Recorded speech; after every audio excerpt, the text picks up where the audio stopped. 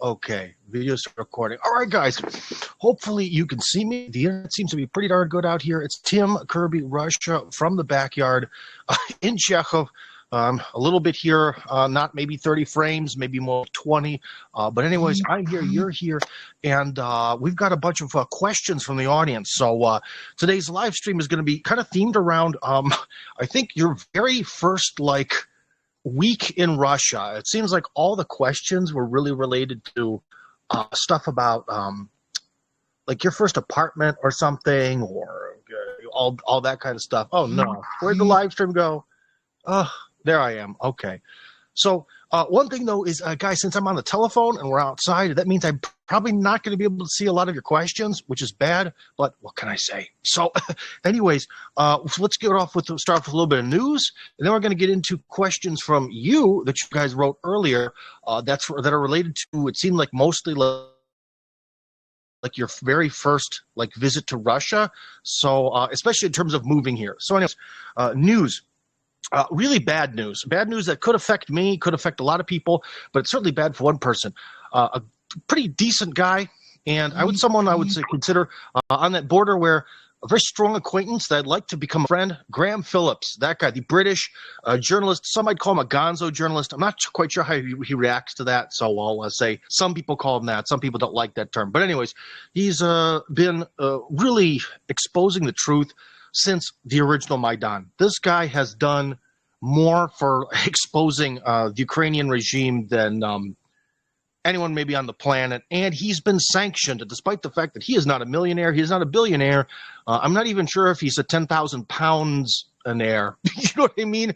The guy is an average journalist with average journalist resources, and he as an individual has just been sanctioned. I hope we can talk to him, but just one thing, guys, loving Russia comes at a price. So I might be next year. So actually I've this week kind of been financially preparing for the worst, we'll call it. Not that I have a lot going on in America, but there's a couple twigs I occasionally rub together over there. So anyways, that's kind of a downer. One thing that's both good news and bad news is the Moscow Spartans 2, my American football team. Why 2? Because that's the development team.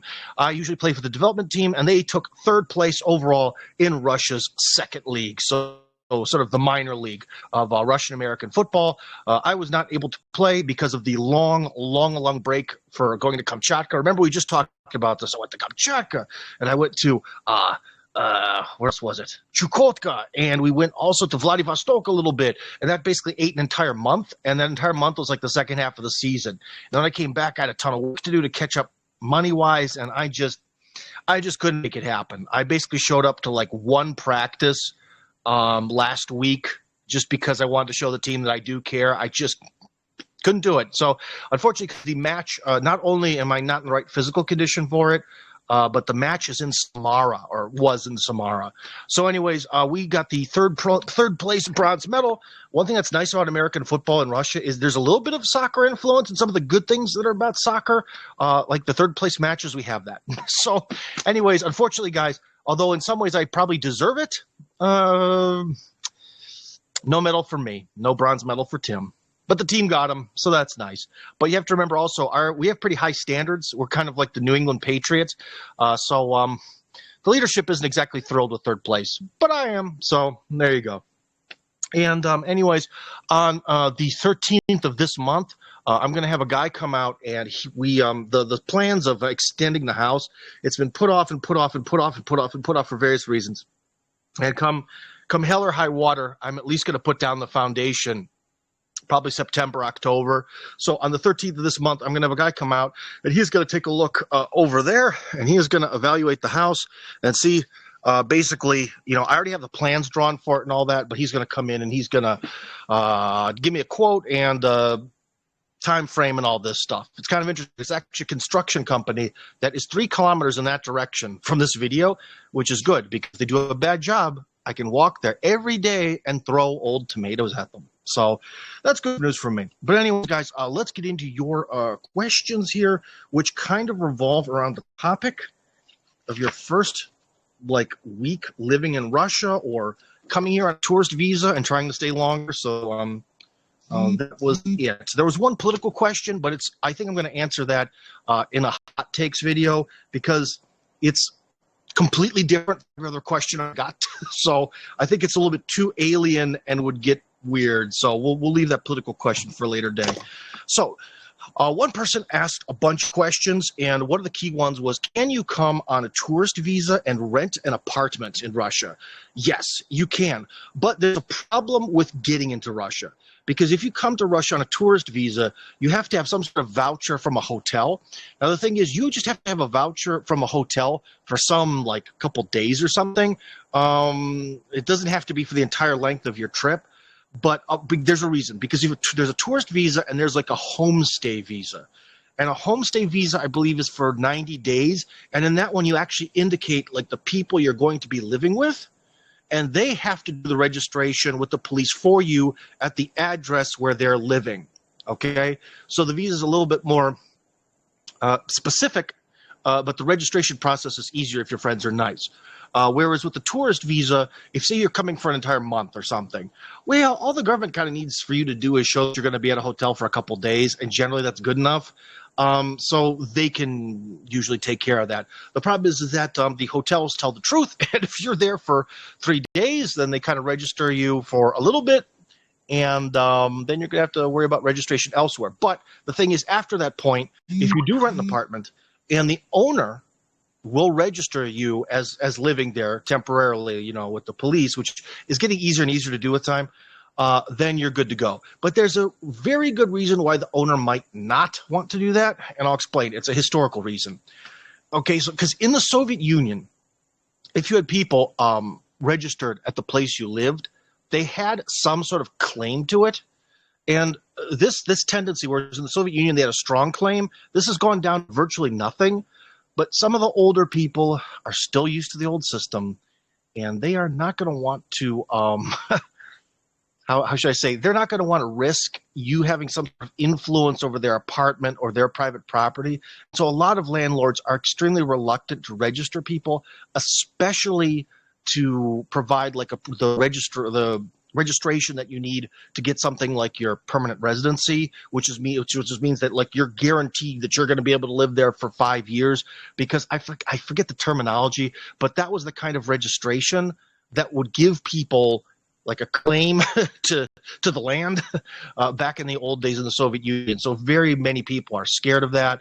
And one thing is, there's a lot of fake registrations around. A lot of people just register someone to live at their apartment that doesn't live there, which isn't really a problem until you get caught. Because the fine is something like 500,000 rubles, which is like half a car, basically. So that is a lot of money, and it is depends if the police check. Generally they don't, but they can, because every once in a while someone will register like a lot of people at the place they live, and they get caught. You know, they do it for money, and eventually they get caught because eventually someone notices in the system, okay? So about this question, can you rent an apartment on a tourist visa? Yes, but you sort of have to go to a hotel first and then rent an apartment. But the landlord of that apartment has to be willing to not only register you, go through the time and effort of doing that, but, you know, it's only for like a month. And a lot of them aren't going to do that because if a Russian rented something for a month, they won't need that. You see what I mean? So a lot of landlords are just going to be like, why should I put up with this BS? This seems kind of shady. I don't want to do this. This is a waste of time. It's only for a month. Furthermore, there are a lot of like these little like weird apartments that you can rent in Moscow for like a week or a month. That exists here. That's actually kind of popular. A little pricey, but it's popular. But again, the people who do that aren't going to be particularly thrilled to take you to the police, especially if they're dodging taxes. Now you're saying, Tim, taxes are down. You could pay like a 4% tax on that. Why would people dodge those taxes? Because they don't know about that. One of the big things about Russia is generally Russians know nothing about their own system and laws, and very few people really understand the way taxes work here. And so the tax, I think, would be 4% on that. But most people think it's more because it used to be more in the olden days, and they're used to that, and they're scared, and so they might not want to. So, my friend, you can try to rent an apartment on a tourist visa with limited Russian, but it's going to be the category of good luck, and maybe try to get some help from some friends. Okay, try to get some help from some friends in advance before you get here, if that's something that you want to do, because then life will be better. Yeah. So, anyways, next question was, Can a tourist visa be converted to a work visa? There is no such thing. Oh, my, this is for my kids. So you see, there's all sorts of stuff on it. Yeah. But anyways, my kid's notebook. There is no way to convert visas to different types or any this concept of conversion that you mentioned, that doesn't exist. You absolutely could, while you're here, spend your time as a tourist looking for a job, and maybe you might be able to find one. Because that's kind of what I did when I first came here. I came here as a student, but all I did was look for a job, and I found one. It was a little bit of a different era. Things are a little bit easier. But yeah, you can do that, but you're still going to have to leave the country and come back to get your first work visa. And again, there's kind of no guarantees other than, being like an English teacher where they sort of have to hire foreign people. There's absolutely no guarantees that, like the company I worked for that made video games, I probably think now they would never have hired me. They would just be too much of a hassle, too much of a pain in the butt. But you're free to try, and you should try, because that's one of the ways to get your sort of the foot in the door. Get in Russia, you need to get your foot in the door. So yeah, you can do that, but there's no visa conversion. You'd have to get an entirely new work visa, and in the past, at least, you would have to leave and come back in order for that visa to sort of be like acted at the border. So there you go. Let's see, another question. Can people work under the table in Russia? My friends, maybe you don't know something, but the gray economy in Russia, as in they call it the gray economy. What's the black economy? It's like the black market. These are things that are illegal, like selling crack, okay? The white salary that I often refer to is someone who works at like a legitimate job. Oopsies. Someone who works at like a legitimate job that Pete wants to speak here. We'll let Pete speak after I'm done with this. Okay, Pete? So anyways, a white salary is for someone who works at a legitimate job where, what is it? A 1099? Is that what it is in America? Where you get this, basically the employer files the paperwork that you work there. Everything's legal. It's amazing. Now, something in between is like, I don't know, selling your own potatoes by the side of the road and not paying taxes on it. That's like the gray economy. And the gray economy in Russia is 1/4 of the entire economy, according to records. So working under the table, apparently 1/4 of all of Russia is under the table. So yeah, that's something you could definitely do. But if you get caught, you might be in deep doo-doo and never be allowed to come back. But I can tell you one thing. If you are privately teaching English lessons, for example, right? And, you're getting a couple thousand rubles a lesson and they just pay you in cash.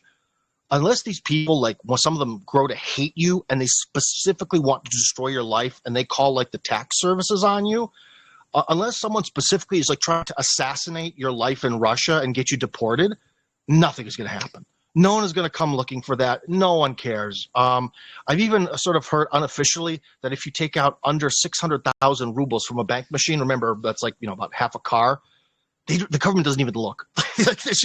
For them, for normal people, that's a lot of money. That's that's a significant amount of money. But from the government standpoint, that's like chump change.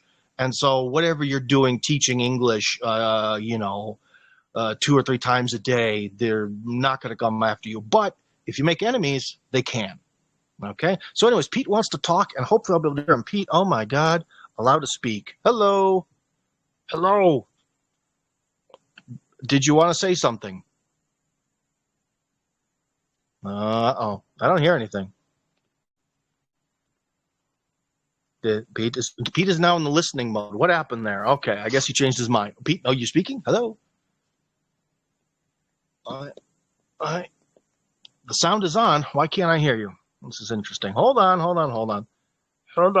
You are speaking, and yet I cannot hear you. Why can't I hear you? Audio is speaker, noise suppression disabled. Audio speaker, share screen, audio, speaker, the phone.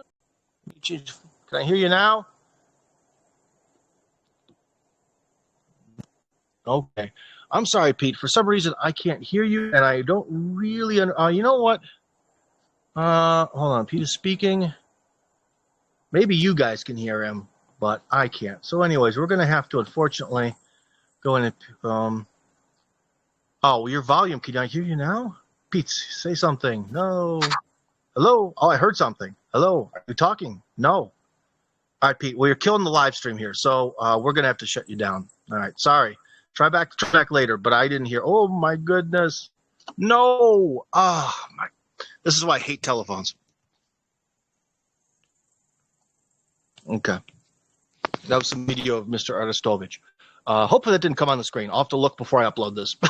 But anyways, okay, so you guys are still here. You're still hearing me. Right. So anyway, next question. We did working under the table. Can you do it? Don't make enemies, and yes, you can. The question is, where did I used to live? Okay, so how did my journey into Russia begin? Well, it began in Kazakhstan because I was a U.S. Peace Corps volunteer, and that was a really good landing pad to try living in a different country without a ton of responsibility. Why? Because if you're a Peace Corps volunteer, at any moment you can quit and they send you back. All right? That's a pretty smooth deal, we'll just call it, sort of low risk in a way. And the first 6 months of Peace Corps, I lived with local people, and the Peace Corps sort of organized all that. And it was okay, but it was definitely a good way to force you to start speaking the local language because they're not speaking English to you. And secondly, it sort of got me initially more used to all the different Russian customs that there are. Even because it was in North Kazakhstan where culturally they're a lot more like Russia, they are like something Islamic. So, that was interesting, but especially as a young man of 22 years old, you want to meet ladies, and guess what you're not doing when you're living with with the local family. There's a certain particular activity that men enjoy. Well, women too, but women enjoy, but men are obsessed with. We'll call it that. That is not going to go down when you are living with a local family. So I started living on my own in a really dumpy apartment that didn't really even have heat in the winter, and that was really tough. So that was a tough experience. But the Peace Corps sort of helped with all that, and so I sort of had a backup plan. In Moscow, what happened? I need to stand up. My foot has fallen asleep completely, like to an insane degree. So I'm going to stand up here because it feels terrible, and I'm starting to become distracted. Anyways, so when I was when I first moved to Moscow, what I did was something that was probably a bad idea. I started through the guy who invited me to be part of that company that made video games. I stayed with one of his buddies. And the one thing is that his buddy was very obsessed with the idea of I handle everything. It was just let me do everything. And he's like, never talk to the landlady. Don't do anything. Don't say anything. Don't talk to anyone. Never talk to the police. So he had this very obsession. He was completely sure that somehow I would, screw everything up. And so he said he would handle everything. Well, the problem is then it didn't really teach me anything about registration, how to deal with these landlords. And in some ways it sort of prepared me for a bit of a fall when one day he didn't vanish, but one day his plans in life changed. I lost a ton of money and I kind of had to move out. So if I were you, first thing coming here, as I would say, if you're going to live with Russian roommates or something, because if you're still young, I mean, that's an option. But one thing is, if you're 30 plus, you just can't have roommates. You just can't. It doesn't work that way. Something psychologically is just telling you that you shouldn't be doing that.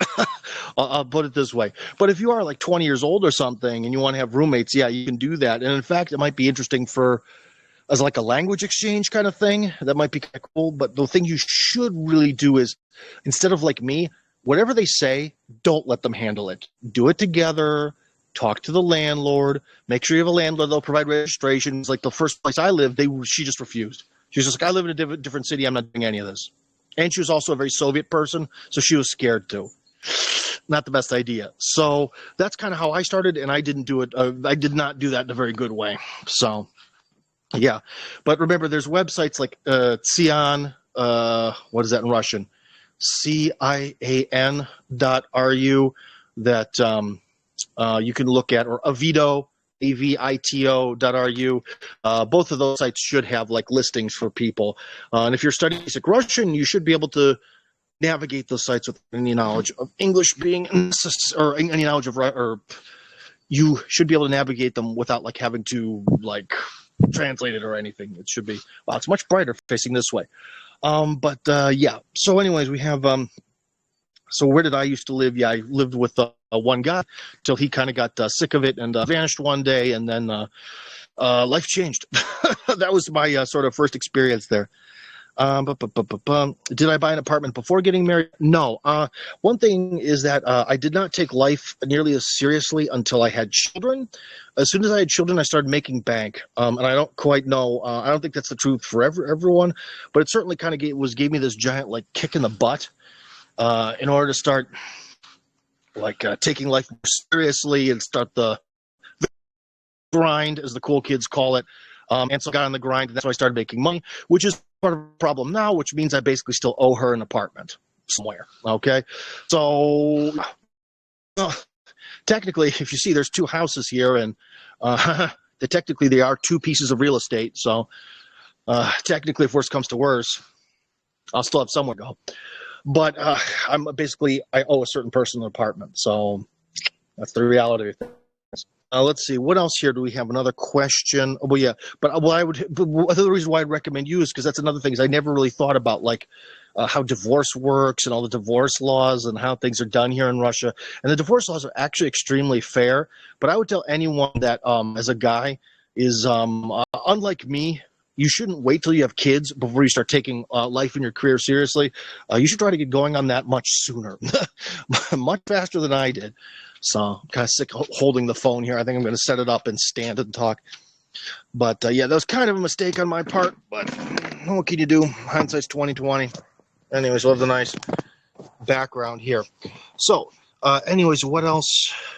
But yeah, but again, for those of you who don't know, because the way Russian divorce laws work, anything you have before the marriage can't be taken by the other person. So that's why any of you foreign guys, usually I say foreign guys because it's usually guys, if any of you guys are coming to Russia and you're eventually probably going to get married to somebody, if you have the opportunity, buy something, at least something dinky or small or something you don't even like before the marriage, because then in the event of a divorce, it can't be taken away from you. Also, things that come through like a will statement, you know, like you inherit. If you inherit something, that can't be taken either. So say you're an American married to a Russian woman. Well, say your great-grandmother dies and leaves you this amazing estate in Kentucky. Well, the estate's 100% yours because she can't touch it, okay? So that's something you might want to do. But then again, guys, on the other hand, I may say that it might be better to start working really hard when you're 20 because that's what all these guys on the internet tell you. But on the other hand, if you start working really, really hard at your career, then you just turn into sort of a career monkey and you probably won't go to Russia. See what I mean? So anyways, another question here was, do I have a wood-burning stove? No, but when I expand the house, there is going to be a wood-burning stove. So I lied. Let's move the video because we actually have the house with me right here today. Normally, I'm in the second floor office. Sometimes I'm in Moscow when we do these. But anyways, you can probably see behind me. Okay, so you see behind me, this is the place where the house extension is going to be. It's going to be 6 meters by 6 meters. And about where this, wait, hold on. This is hard to do. That little gray post there, about where that is where I actually want to put in a wood-burning stove. Why, you might ask? Because wood-burning stoves work regardless of what happens with the electricity. Because electricity does go out from time to time. And that's a guaranteed result. What I actually want to get is what they call a gas holder. It's like a big tank that slowly siphons gas into your home. So essentially, it allows you to use natural gas to heat your home wherever you are. Because you can have someone come in, and if you have a big one, they can fill it up for like half a year or more. And if you get a little one, you can fill it up for like a 3-month period, which is what I want to do. Because the little ones sit above the ground, and the big ones are supposed to be like set under your home, and I kind of don't like that, especially because if something goes wrong, it's below your house and it blows up. The one that's outside, if something goes wrong, it's outside. The gases, you know, if there's like a leak and it's outside, you know, the gases just go into the air. There's not going to be enough to make it explode. Whereas with the big ones, not only they're more expensive, they have to be put under your house somewhere, especially when it's being built. Generally, pretty much the only way to do it is when it's being built, in the initial building. And if something were to happen where gas starts to get trapped down there because it's under the house, there might be actually the sort of enough cramped space where the gas gets trapped for it to explode. So I like the little one, although it's little. It's the size of a car almost. So remember, this thing is called little, but it's, like, it meters, probably like 3 meters long. So what's that, 12 feet? 12 foot by maybe 5 foot tall. So that'd be meter 20, meter 10, something like that. And so they're real nice. And that is, I want to have both of those. So in the future, when I extend the house and we film a new episode or set of episodes about this old Russian house, I definitely want to have both systems. In fact, let's go over here because if I'm able to do the gas thing, the little gas holder costs about 110,000 rubles. You can convert that if you want, and that's what I want to put sort of like behind the house, like over here.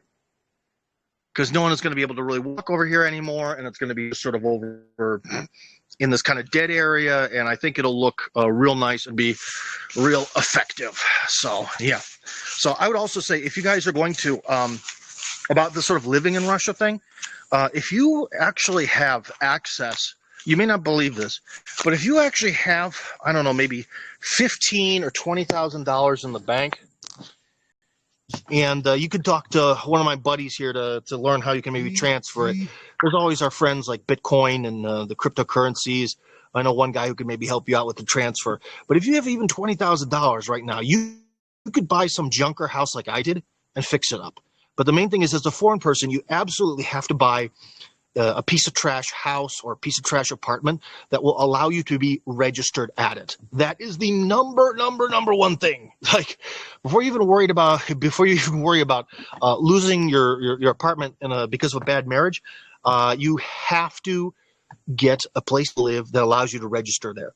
For apartments, it's a little bit easy. Generally, if the apartment is referred to as kvartira, as in quarters, kvartira, or kvartiri, when there's a few of them, the plural, that will allow you to register there. But if it's called apartamente, which is like in English, apartments, apartamente, those don't let you permanently register at them. So they're useless in terms of immigration. They're a weird legal entity that is not good for you as a foreign person. Russians can deal with that. You can't. So it's really not a good option. And there's a reason why you might see, oh my gosh, I've looked and there's all these little apartments and they all cost 6 million rubles. But this one, it's exactly the same as all the others and it costs 4 million. I'm talking Moscow prices here. This one costs 4. Oh my gosh, that's amazing. What a great deal. Why is the deal? Because it's an apartment. So it comes with a lot of minuses that you don't know about. And especially as someone who's migrating to Russia, it doesn't help you at all. It's nothing. It's like you might as well just be living outside. So that's that. When it comes to houses, that's something you have to talk to the real estate agents and make sure they don't lie to you and make for sure. Because one of the reasons why I own this specific house in Chekhov is because I'm registered here and kids. And so it finally gave me the opportunity to register somewhere around Moscow. Okay, so that's something that you absolutely must do if you're going to be living here. But like I was saying, if you have like $20,000 in the bank, unfortunately, my house, like I may have told you, was a beautiful find for like $15,000 at the time. But now everything in Russia is getting so much more expensive. So it was like $15,000 to buy, and then another $7,500 to renovate. Those prices are gone, my friends. I think this thing now would again, be more like 20, 25 to buy. And maybe 10 to renovate. So if you got the money, I would really recommend if you do come here to just buy something. Because some people who follow me claim to have like, $90, $110, $120,000 in the bank, this, that, or the other thing. You might as well just buy a little place like this and try to fix it up and make it nice. Because that's probably one of the best things you could do when moving to Russia, sort of have your own place. Because dealing with these landlords and stuff, I got lucky. I had a decent situation with that. It is for the birds. If your landlord is old, weird, and nuts, you're not going to have a good time. As they said on South Park. Someone's raising their hand. Can I hear you? Cripsis. Oh, I'm allowing you to speak. Cripsis. Here's the weird thing. As soon as I allow someone to speak, I can't really see their name anymore. This is very stupid. Why do we do this system? Cripsis, are you you going to talk or not? Hello? No? Crypsis, Mr. or Mrs. Crypsis. Hello? Okay, you don't want to talk. Joe wants to talk. Hello, Joe. We've been communicating a little bit here. Joe. J-O-E. Hello. Is anyone going to work here? This kind of sucks. I really want to actually talk to you guys. I do not know why, but interesting. So anyways, Hey, Tim, can you hear me? oh my gosh, I can actually hear you. Thank goodness. Finally. Okay. Hello. So yeah, I think what's happening is they need to unmute as soon as you let them in. They have to press the unmute button. That's what's going on. Oh, okay. Well, yeah. So quick question for you, man. Have you thought of, or do you have the option of drilling for well water on your property? I can answer that question very quickly. Okay. Nice, man. There you go. That's a solid setup you got there. Listen, I took your recommendation, and I've been checking out Richard Cooper, and it's pretty badass, the stuff that he recommends in terms of getting like a bachelor pad and, you know, getting some land and getting things set up. That seems like a great way to go, especially prior to marriage. That way, you know, you got something that they can't touch. Oh, absolutely, dude. And one thing that can happen is this is a service I want to start providing to people, and I've kind of been putting it off because I really want to get this American Village going before I start doing other projects. But while we're talking about it, one thing I can do for you or anyone else is, say you actually do find this amazing place. You find like a plot of land, and it costs something stupid cheap, like 200,000 rubles. I've seen some decent plots of land for 200,000 rubles in like the Altai region. All right, even like by a road or in a village. But you can't buy it because you're a foreign person. We can work something out. I can buy it for you. We can get the lawyers. We can put together documentation so you feel comfortable, and I can buy it for you or anyone else because I want to help people come here. And one of the hard things is that when you get here, it's really difficult until you get permanent residency, maybe, or even citizenship to buy certain land properties. You see what I mean? Right. Yeah, and that's the best thing to do. I mean, look, because if this, like, for this, so this was what, again, $15,700, so $22,500, and I got the one house, and I got to fix it, and that's including the water, that's including all these like repairs, all this stuff, and it allows me to register at it, and it's essentially all you need, especially as a bachelor pad. It's all one guy needs to live on for that, and you're set. And it was, I paid in cash for everything. That's an opportunity I want everybody to have. And it's a really good one, especially if you're a guy and you don't mind living alone or you don't mind living in a place that's kind of weird and far away, although there's a 1 mile walk to a train station here.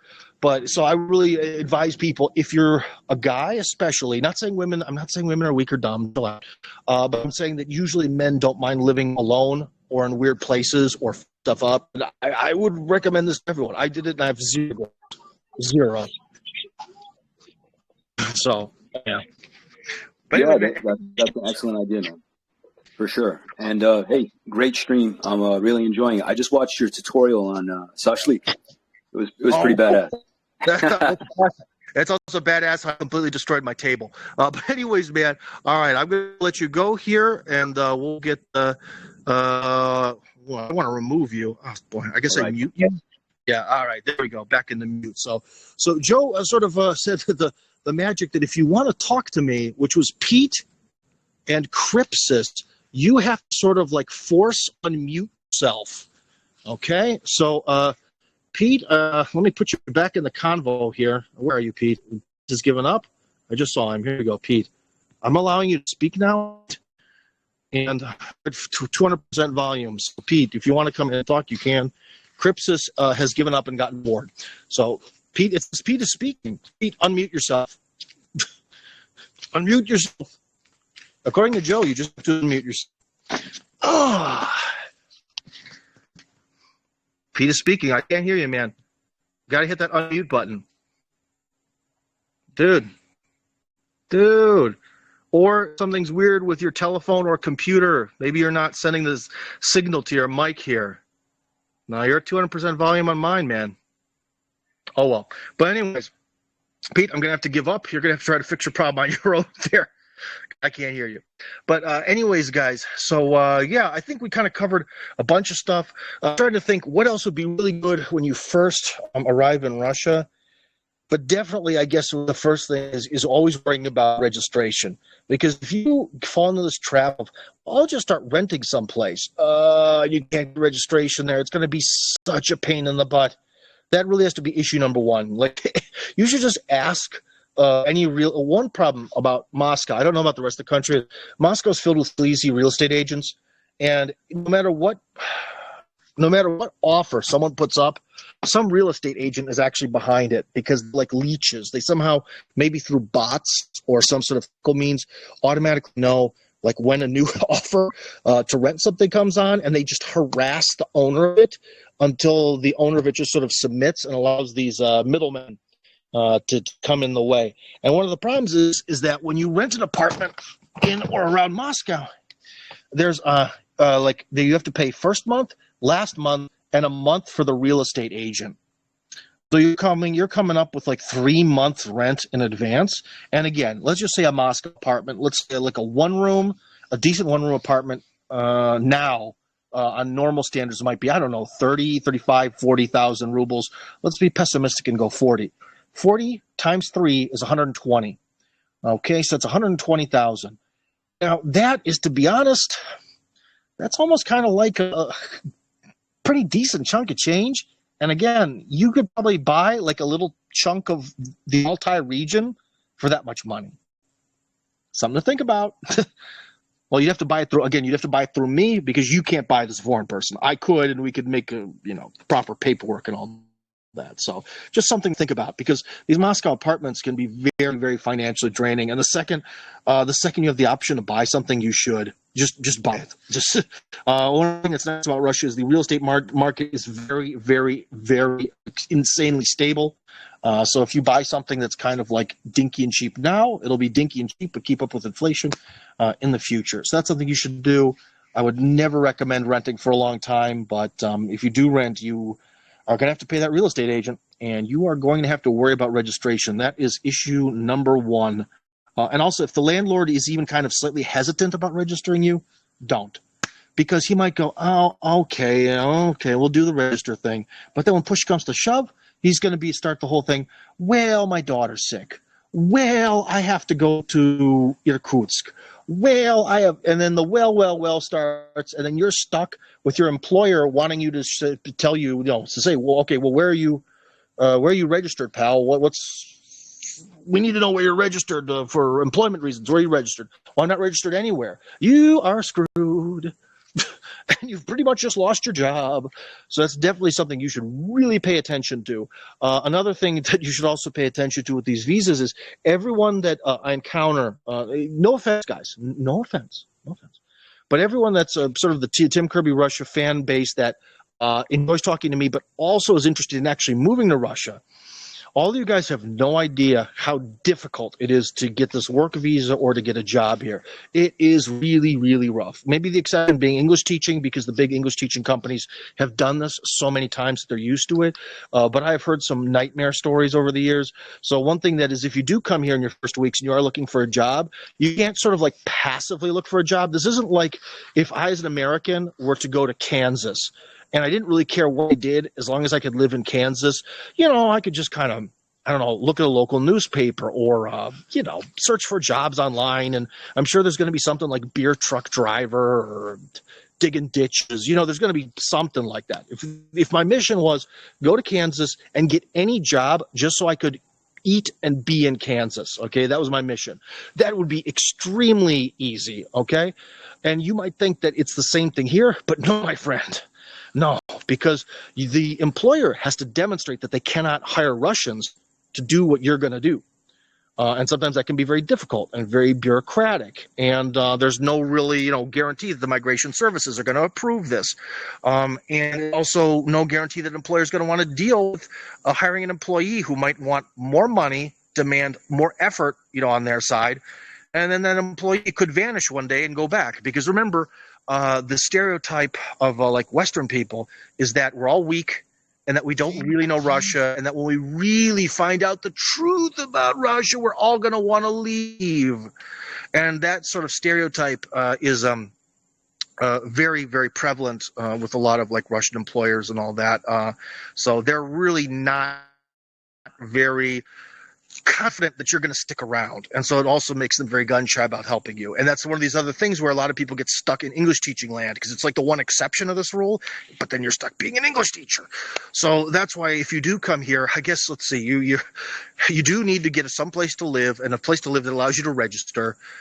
You got to try to find that job, be it English teaching or something, at least something to sort of get you that foot in the door. Because once you kind of got that foot in the door with at least a job, at least you can sort of be here. And then you have to worry about that. But then you have to sort of worry about the next step, which is your foot in the door for the immigration services to give you a space in the migration quota. Because if, you don't have a space in the migration quota, well, then you're not migrating, are you? So that's kind of next. And probably me, you'll need to find Mrs. Wright or try to participate in these government programs that are very nuanced that we've talked about in the past. But anyways, guys, since I don't see or hear anyone who has their hand raised, yeah, okay. Some people have some very funny things written under their names. Sorry. But anyways, no one has their hand raised. Guys, I'm sorry I couldn't answer your questions. I'm on the phone today. I can only answer questions from people who call in. But anyways, I think that's about it. I'm going to take one more. If you want to talk to me, this is your very last chance. I'm going to take one more look through the people here. Okay. No one raised their hand. All right, guys. Looks like this is over. So, Tim Kirby, Chekhov County, Russia. Take care.